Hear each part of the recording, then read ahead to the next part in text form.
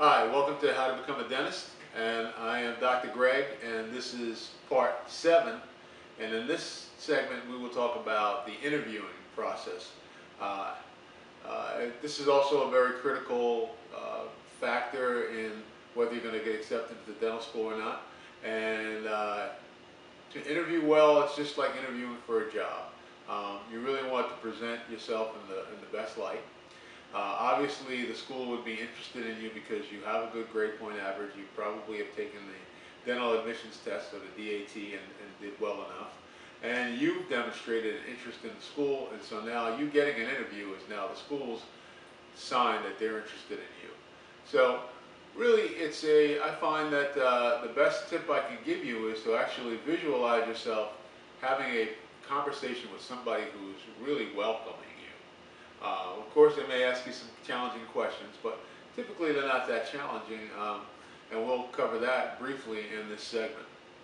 Um, but I would like to just touch on the interview because it is an important step, and we'll keep this brief, but let's talk about what you should wear.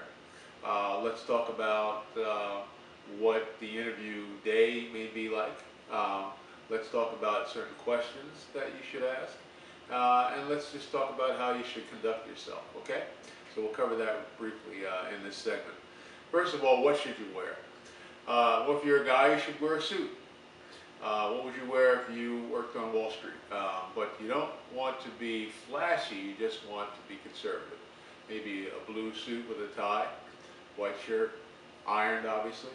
If you're a woman, same thing. If you were working on Wall Street or you had a white-collar job, you want to dress neat, not with a lot of jewelry, not with a lot of makeup, just conservative but neat and stylish.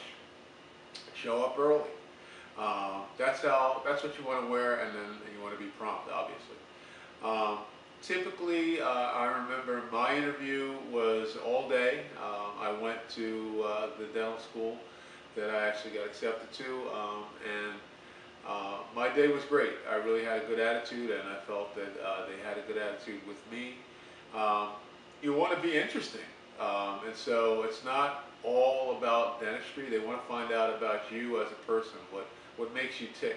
I had a basketball background. I played basketball for a Division I school in undergrad, and so we actually had conversations about that, and I was able to present playing basketball and my work ethic for basketball, and I was able to transfer that over to it would be the same kind of approach I would have to being successful in dental school.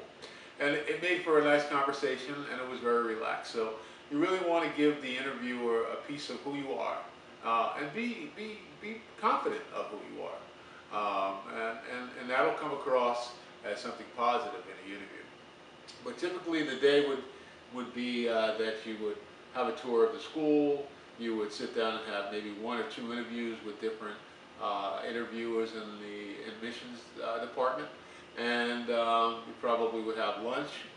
In my case, I had lunch with a few students, so you could ask questions. And then you may be able to sit in on a course or sit into the clinic and see what the school looks like in an active day. Prepare for your questions. There may be a lot of different questions asked as to why would you want to become a dentist or things like that, or what makes you think that you can succeed in dentistry, what are your strengths and weaknesses. So, be ready for the questions, but don't memorize your answers to the questions, because really nobody wants a stiff interview. And so you really just want to be confident that you'll be able to answer any question, but be ready for the questions, but don't memorize it. You would like to have a fluid conversation when you're actually sitting in the interview. And also, it's very important that you give eye contact, your body language. So again, it's a great thing to dream about it before you actually go and see yourself actually having a nice conversation with a person, obviously, that you probably won't know until you meet them. But just imagine what that person might look like, and imagine the questions, and imagine yourself having a very good interview, and imagining yourself coming out of there feeling really good about your interview. And that will give you the confidence that you'll need when you actually sit across from the person interviewing you. So if you're in that point where you're sitting for an interview or getting ready for an interview, I wish you good luck, and you'll do a good job, I'm sure. We'll see you in the next segment.